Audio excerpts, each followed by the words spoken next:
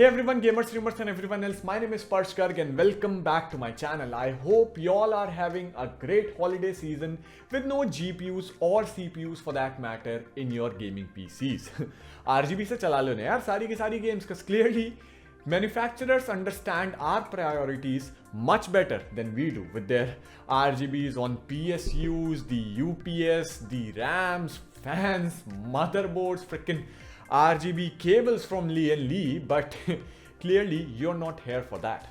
You are here to know more about the hardware that you will never be able to buy ever because Nvidia finally is out of closet.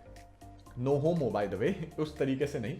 Basically Nvidia अभी अपनी 30 series का चौथा graphics card release कर चुका है and most of the gamers को चौथी बार इन graphics cards को खरीदने का मौका नहीं मिला है. And videocards.com said it best. If things continue this way, Nvidia may soon need to abandon the RTX on slogan and adopt an out-of-stock marketing catchphrase instead. Even videocards.com is roasting marshmallows nowadays. Look what you made us do, Nvidia. But coming back to the news, Nvidia की CFO Colette Kress, I don't know, I'm sure I butchered that name. Recently उन्होंने Credit Suisse 24th annual technology conference में देखा गया था, ठीक है, and वहां पे उन्होंने कंफर्म किया कि नए जीपीयूज की मैन्युफैक्चरिंग में जो सप्लाई कंस्ट्रेंट्स हैं या जो मुश्किलें हैं सप्लाई में, वो सिर्फ वेफर्स और सिलिकॉन सप्लाई से रिलेटेड नहीं है. वो प्रॉब्लम्स तो है ही, लेकिन उनके साथ जीपीयूज के कंपोनेंट्स और सबस्ट्रेट्स के साथ भी सप्लाई में प्रॉब्लम है, क्योंकि वो चीजें भी जितनी डिमांड है उतनी क्वांटिटी में नहीं आ रही हैं. एंड बाय द वे, कई लोगों को ये कंफ्यूजन होगी कि सबस्ट्रेट्स क्या होते हैं, तो एक छोटा सा एग्जांपल दे देता हूं तुम्हारे को. प्रिंटेड सर्किट्स जो होते हैं जीपीयू में लगने के लिए, वो एक सबस्ट्रेट है जीपीयू का. There are other things as well, but you got a basic gist of it, right.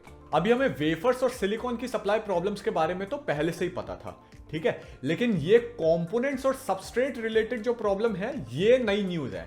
And this basically reinforces the confirmation जो कि मिस्टर जेनसन हुआंग, जो कि एनवीडिया के सीईओ हैं, अगर तुम पत्थरों के नीचे रहते हो तो, उन्होंने भी दी थी कि 2020 के एंड तक तो बिल्कुल सप्लाई एंड डिमांड मीट नहीं हो पाएगी किसी कीमत पे. एंड 2021 में भी अगर मैन्युफैक्चरर डिमांड मीट कर भी लेते हैं, ठीक है, कि हो गई मैन्युफैक्चरिंग डिमांड जो होती है मीट हो गई, तब भी हम तक वो सप्लाई शायद बिल्कुल भी ना पहुंच पाए या उतनी तेजी से ना पहुंचे, क्योंकि उन जीपीयूज को एयर कार्गो की स्पेस के लिए फार्मा कंपनीज जो होती हैं उनके साथ कंपीट करना पड़ेगा, क्योंकि तब तक वैक्सीन्स और मेडिकल इक्विपमेंट की डिस्ट्रीब्यूशन भी इंक्रीज हो जाएगी. एंड ग्राफिक्स कार्ड्स और वैक्सीन्स में से क्या इंपॉर्टेंट है, ये तुम्हें मुझे बताने की जरूरत नहीं होनी चाहिए. कोर्स ग्राफिक्स कार्ड इंपॉर्टेंट है यार. What do you think I am, who do you think I am, but दुनिया को ये चीज नहीं समझाना थोड़ा सा मुश्किल है. गेमर्स पॉलिटिक्स में अभी तक नहीं आए हैं. गिव इट टाइम, वहां भी हम मिलने लगेंगे. एंड समझाने से याद आया, वैसे तो इंडिया में PS5 अभी तक नहीं आया है.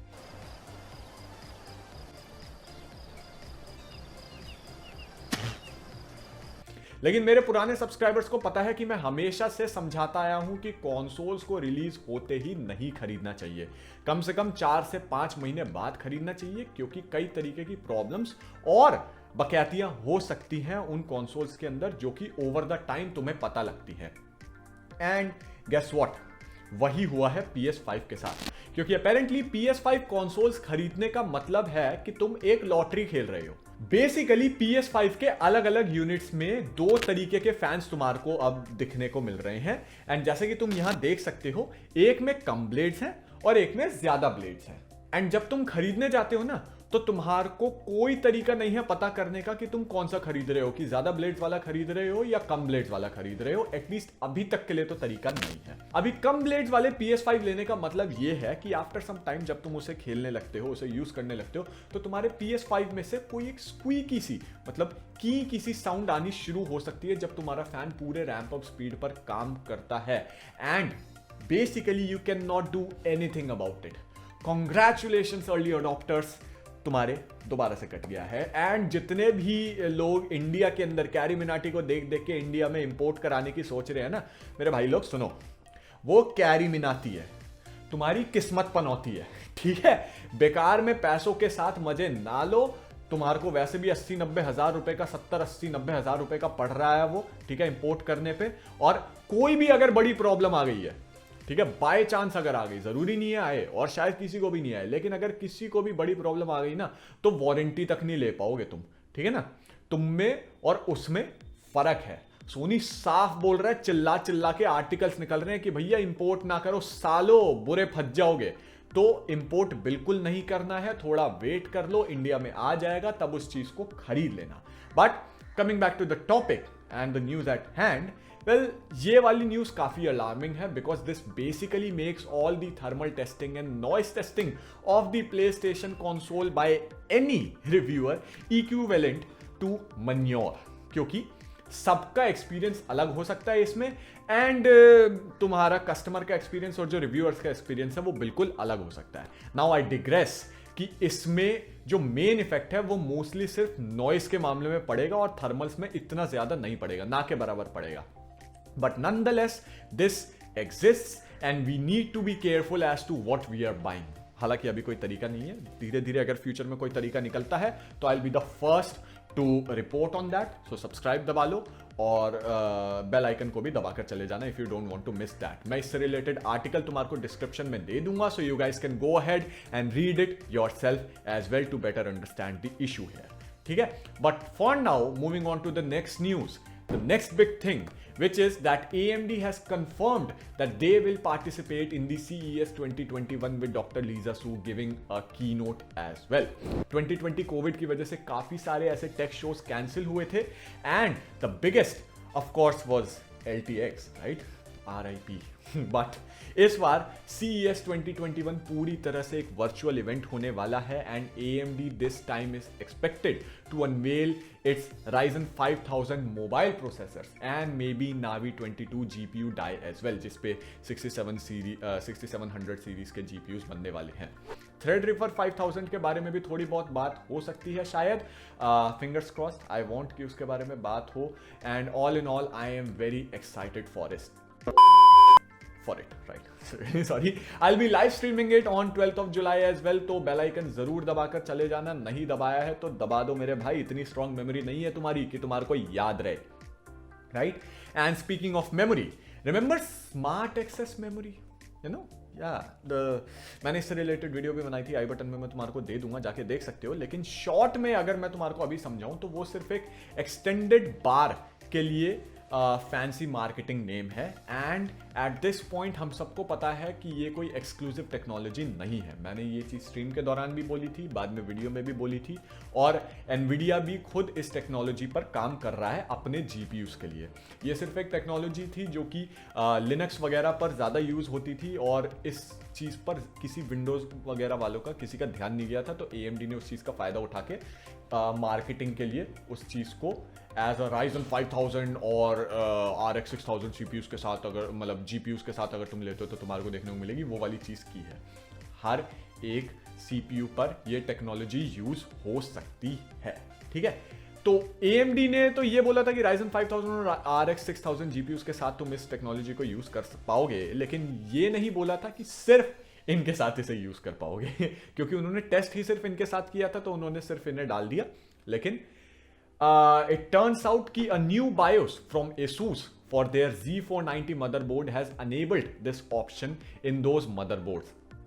And इसे सिर्फ BIOS में अनेबल कर देने से AMD के 6000 सीरीज के सारे GPUs इस फीचर का फायदा उठाने लग जाते हैं। एक जापानीज वेबसाइट है बाय द नेम ASCII, उसने इस नए बायोस को टेस्ट किया with Z490 ASUS ROG Maximus 12 Extreme motherboard and an Intel core 10900K processor. ध्यान देना इंटेल पर, ठीक है ना, with a Radeon RX 6800 XT। वैसे तो मदरबोर्ड का नाम ले लिया था तो तुम्हारे को पता लग ही गया वो इंटेल का, रियली सॉरी। ये 6800 XT का एक रेफरेंस मॉडल है and they wanted to see if there is any difference in performance even on Intel platform as well. अगर AMD की स्लाइड्स को देखें जो कि अब तुम्हारे को यहाँ पर दिख रही है, तो Ryzen 5000 और RX 6000 सीरीज के साथ भी तुम्हारे को SAM से ऐसा कोई खास इंप्रूवमेंट गेमिंग परफॉर्मेंस में देखने को नहीं मिलता है, बट देखने को मिलता है, इंप्रूवमेंट है तो है। और सेम ही चीज इंटेल के साथ भी देखने को मिली, ऐसा कोई खास इंप्रूवमेंट नहीं है, but this is how the performance look with SAM enabled and disabled. 1% lows, average and highest frames, यहां पर सब कुछ दे रखा है। videocards.com का मैंने तुम्हारे को टेबल दिखा दिया स्क्रीन पर, तो तुम वीडियो पॉज कर सकते हो और उसको ध्यान से देख सकते हो। आई होप तुमने टेबल देख ली होगी। So let's just move on to the next news, to Intel.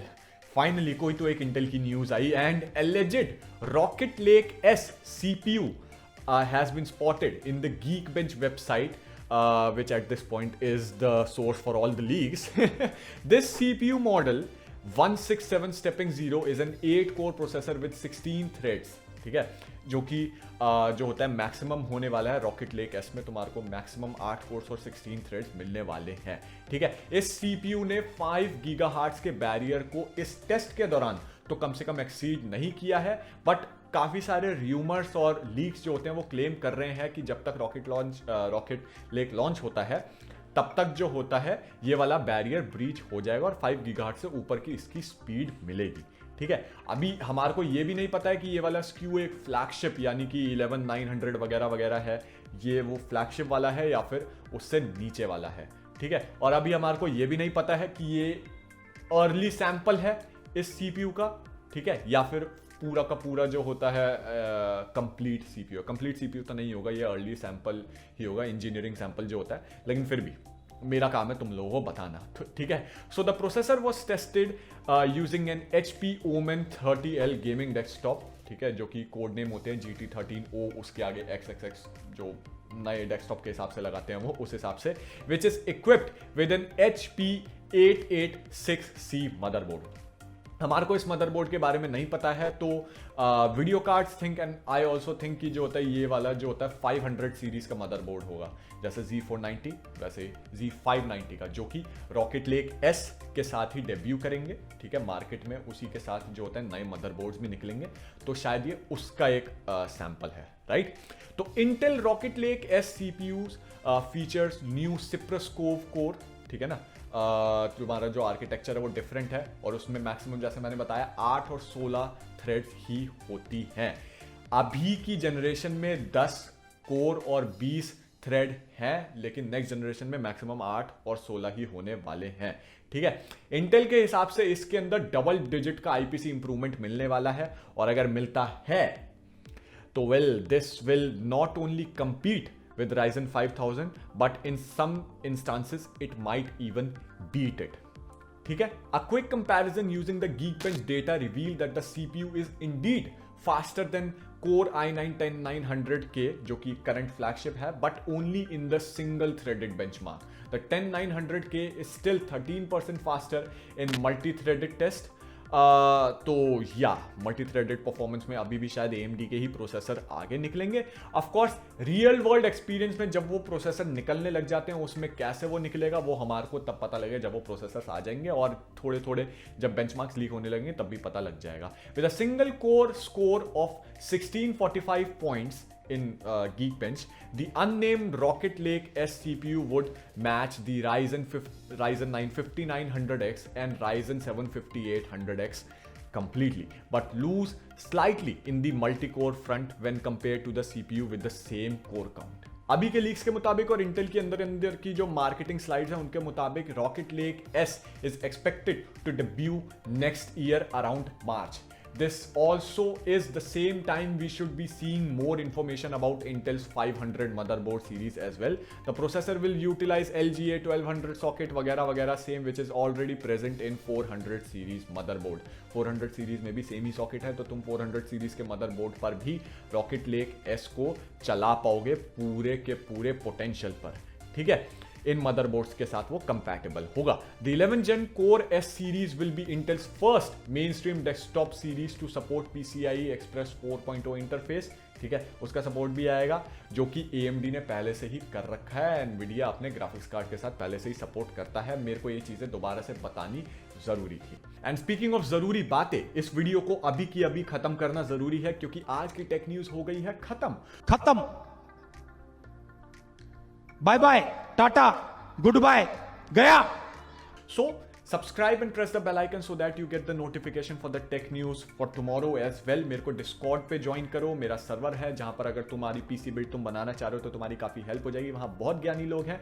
Follow me on other social media like Twitter and Instagram, जिसके लिंक तुम्हारे को डिस्क्रिप्शन में मिल जाएंगे। ट्विटर पर मैं टेक न्यूज वगैरह दिखाता रहता हूं जिनके बारे में शायद मैं वीडियो ना बनाऊं, एंड इंस्टाग्राम पर मैं मीम्स वगैरह पोस्ट करता हूं। You definitely want to follow me there as well. I'll see you next time with another great video on this channel. This is Sparsh Garg signing off. Bye bye, tata, see you and peace. आसपास कोई animals हो तो please उनका थोड़ा सा ख्याल रख लेना यार, ठंड बहुत ज्यादा है। Bye bye and stay safe with your family guys.